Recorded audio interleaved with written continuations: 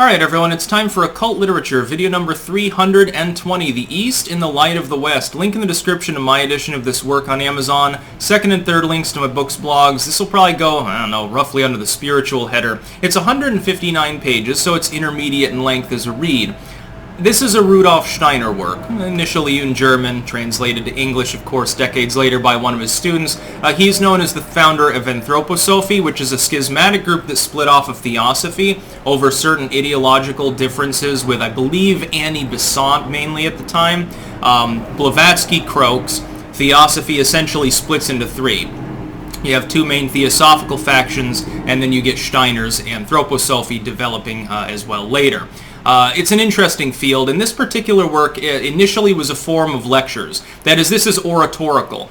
Students would write down what was being said. It was translated later and turned into book form. Oratory was very popular at the time because you didn't have TV. You didn't really have radio. You had, I think, Victrolas had existed for some time, but that's basically all. Wax cylinders. How thrilling. People would literally go and listen to people speak. They'd pay a pittance, go see the lecture. The person lecturing, literally a lecturer, would go around and do the rounds, and then sometimes it was turned into actual books. It was released in that form. Steiner was, by all accounts, a very intelligent, good speaker.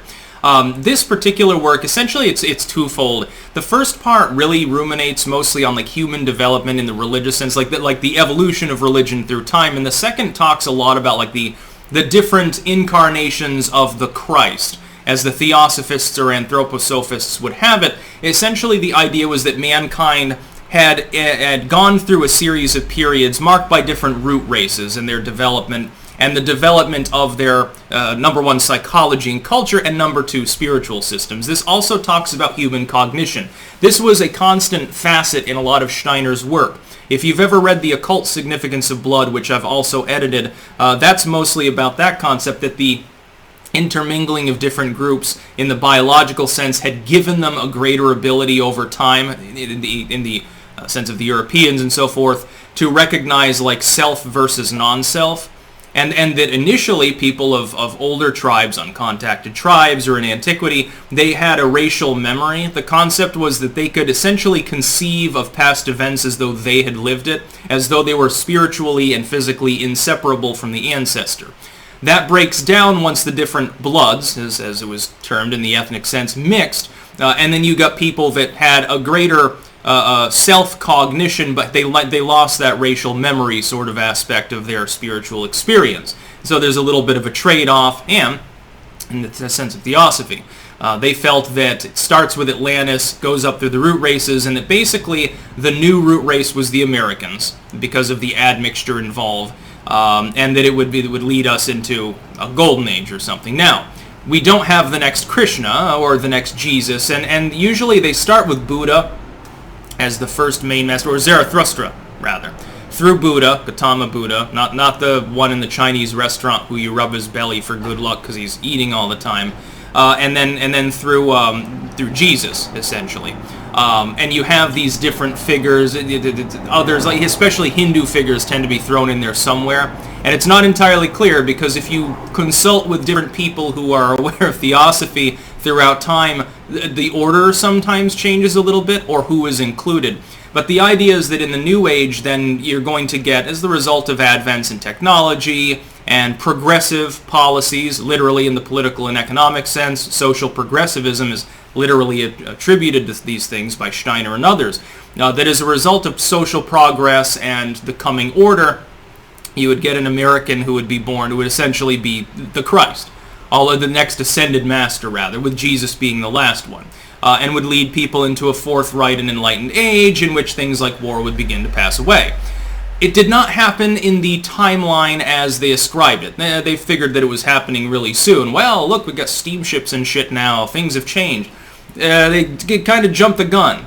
Maybe this next Krishna avatar will show up again, but hasn't done so yet.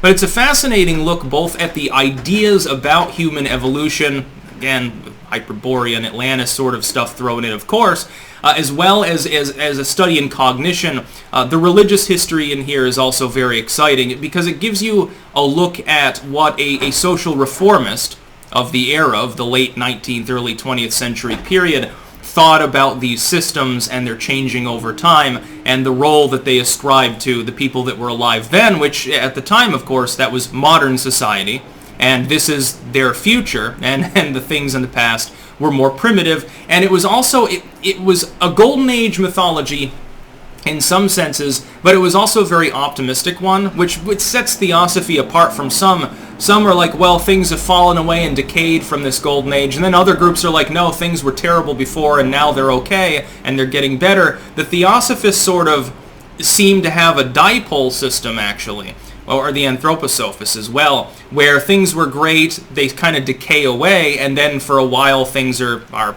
humdrum, and then because of modernity, because of electricity and steam power and stuff, all of a sudden you have this optimistic potential future outcome. So definitely a highly recommended work. All the works by Steiner, all of the oratorical collections are very good, and he did a huge number. Only a fraction of them, I think, are even technically available still. Some of them are still being actively translated, I believe, to this day because he was so prolific. Anyway, again, 159 pages, so it is intermediate in length. Link in the description of my edition of this work is on Amazon. That's about all. Peace out.